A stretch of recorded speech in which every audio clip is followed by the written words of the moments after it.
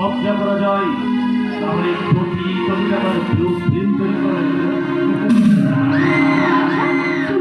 বলছি আপনি কি কিছু ভাবছেন? না মানে আমি ভাবছিলাম কি এত সুন্দর রূপ থাকলে আমি কিনা এরকম ড্রেস পরেছেন। না না না না না না এই ড্রেসে আপনাকে মোটেই ভালো লাগছে না। হাসালেন আমাকে। আসলে কি জানেন তো, এই বৃহস্পতিবার এই লক্ষ্মী পুজো করাটা না আমার সেই শিশুকাল থেকে।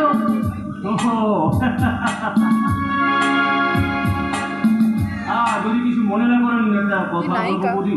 হ্যাঁ বলুন।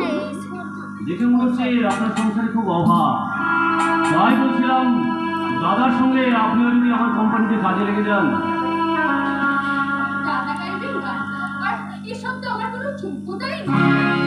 কে বলেছে যোগ্যতা নেই?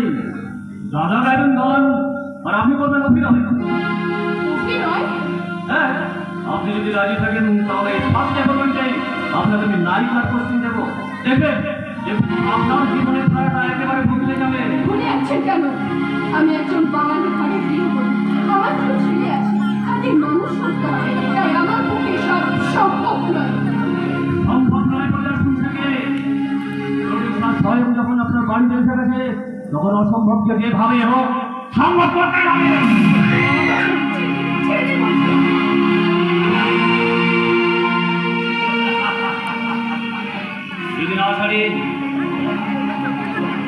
জুতো মেরে ভদ্রতা শিখিয়ে দেব।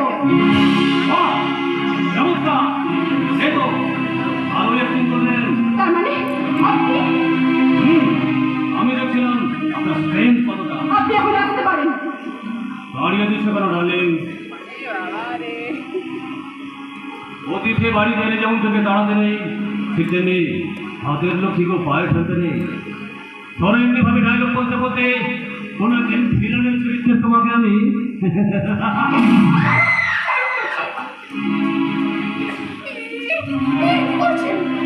একদিন ভিলেনের ভূমিকায়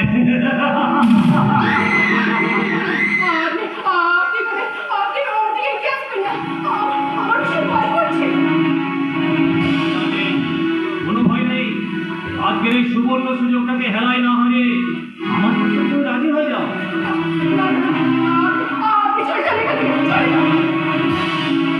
ভেবে দেখো ডার্লিং, তোমার এই গোলাপি শরীরের ঢেউ খেলানো রোগ আমার শরীরে কামনার আগুন জ্বলে দিয়েছে।